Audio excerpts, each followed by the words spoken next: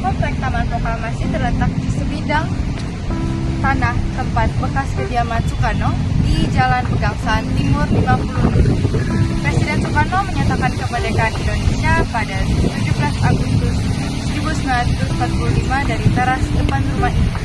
Namun, kalian pernah bertanya nggak sih, kenapa harus banget di depan terasnya rumah Soekarno? Tidak adakah tempat lain? Namun datanya memiliki alasan.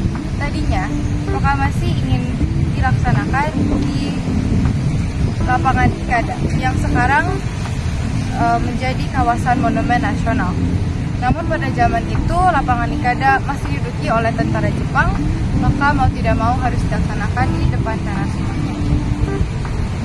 Sebelum dihuni oleh Soekarno dan istri keduanya, yaitu Inggit Ganassi, rumah tersebut sebelumnya dihuni oleh seorang pejabat dan pengacara Belanda yang bernama Baron van Ashbeck sejak 1931 hingga akhirnya digantikan oleh P.R. Tweed pada tahun 1935. Rumah ini memiliki halaman yang luas dan arsitektur bergaya Art Deco. Pada akhirnya Soekarno menempati rumah ini dari 1942 hingga 1946. Akhirnya kita pun sampai di Tugu Peringatan 1 Tahun Republik Indonesia. Tugu ini berbentuk obelis kecil dengan tulisan atas pusaka kaum wanita Jakarta. Dengan di belakangnya juga terdapat peta Indonesia dan naskah proklamasi. Tugu ini kemudian tak lama kemudian berubah namanya menjadi Tugu Proklamasi, di mana Tugu Proklamasi ini diprakarsai oleh beberapa wanita muda dari organisasi-organisasi seperti Pemuda Putri Indonesia (PPI) dan Wanita Indonesia, di mana salah satunya adalah Yohana Masdani Tunduan atau yang sering kali dipanggil sebagai Yos. Sketsa tugu ini dilakukan oleh mahasiswa Institut Teknologi Bandung atau ITB, di mana konstruksi tugu ini dimulai pada bulan Juli 1946. Nah, pada malam peresmian tugu itu, pada pertengahan Agustus, Wali Kota Jakarta Suwiryo menolak untuk meresmikan tugu ini karena keraguannya mengenai masalah keamanan.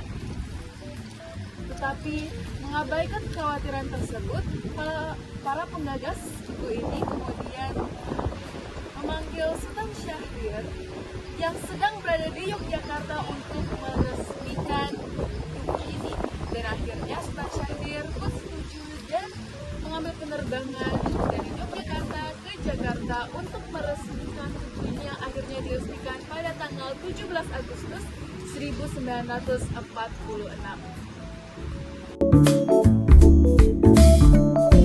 Namun, pada 14 Agustus tahun 1960, surat kabar Tempo melaporkan bahwa Angkatan 45 ini memproklamasikan sebagai tugu jatuh untuk dihancurkan.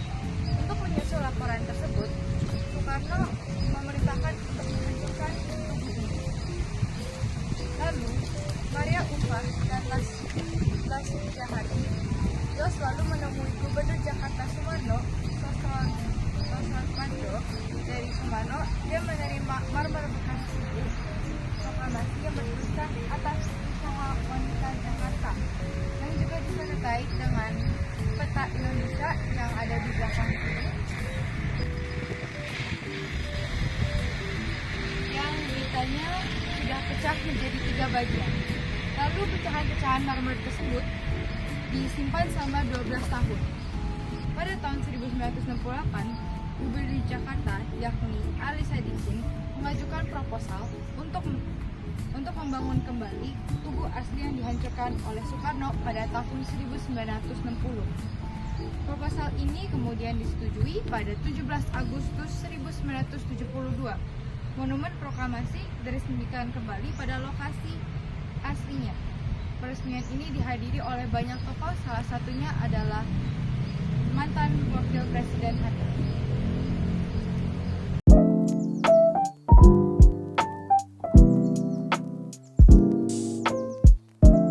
Teman-teman, jadi ini tuh Tugu Betir atau yang dikenal juga sebagai Tugu Kilat. Jadi Tugu Kilat ini memiliki tinggi sepanjang 17 meter. Lalu di atasnya ada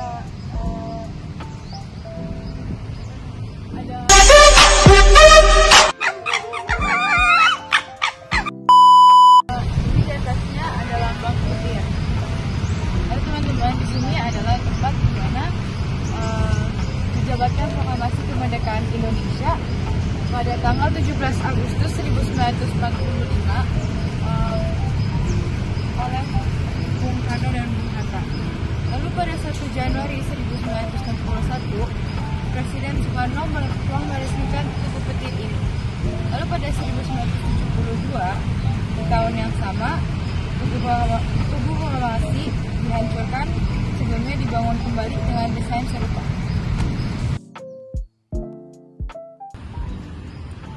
Nah teman-teman, sekarang kita sampai di Monumen Proklamator Soekarno-Hatta, di mana di sini bisa terlihat patung Soekarno dan Hatta yang berdiri berdampingan, di mana patung-patung ini terbuat dari perunggu masing-masing 1.200 kg dengan tinggi 46 meter dan 43 meter, di mana di tengahnya terdapat tulisan proklamasi yang dibuat mirip sesuai dengan yang dahulu diketik oleh Sayuti Malik, di mana lempengan batu perunggu ini berukuran 196 cm kali 290 cm dengan berat 600 kg.